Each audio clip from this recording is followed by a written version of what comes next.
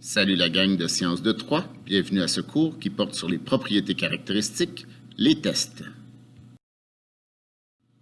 Nous avons vu déjà que les propriétés caractéristiques sont des propriétés physiques ou chimiques qui permettent d'identifier précisément une substance ou un groupe de substances. Commençons avec les tests pour identifier les propriétés physiques. Pour vérifier la conductibilité électrique, on utilise un DCE, détecteur de conductibilité électrique. Et si la lumière clignote, c'est un conducteur. Pour le magnétisme, on utilise tout simplement un aimant. Et si la substance est attirée par l'aimant, elle est magnétique. Pour vérifier la malléabilité, il faut appliquer une force pour la déformer. S'il y a déformation, la substance est malléable. Pour la masse volumique, il faut expérimentalement mesurer la masse et le volume. Par la suite, effectuer le calcul. Une fois trouvé, on l'identifie à l'aide du vadémécum.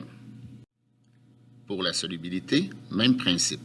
Expérimentalement, on mesure la masse maximale de soluté que l'on peut dissoudre dans un volume de solvant. Ensuite, on effectue le calcul. Une fois trouvé, on identifie la substance à l'aide d'un vadémécum. Maintenant, voyons les tests pour identifier les propriétés chimiques. Premier test, le papier tournesol. Il suffit de tremper un papier tournesol dans une solution. Si le papier devient rouge, c'est un acide. Si le papier devient bleu, c'est basique. Il faut noter que s'il n'y a aucun changement, la solution est neutre. Ensuite, le test du dichlorure de cobalt.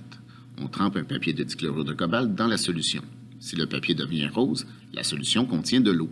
Nous sommes en présence d'une solution aqueuse. Maintenant, premier test d'identification d'un gaz, le test à l'eau de chaud. Il faut mettre en contact l'eau de chaud et le gaz. Si l'eau se brouille, c'est du gaz carbonique. Deuxième, test du tison. Il faut mettre en contact le tison et le gaz. Si le tison s'enflamme, nous sommes en présence d'oxygène. Dernier test pour l'identification d'un gaz, le test de la flamme. Il faut mettre en contact la flamme et le gaz. S'il y a une légère explosion, c'est de l'hydrogène. Dans le cas où la substance à identifier était un sel, il suffit de placer ce sel dans une flamme. Chaque sel a une couleur caractéristique de combustion. Ensuite, on peut l'identifier à l'aide du vadémécum. Voici un résumé des tests d'identification d'un gaz.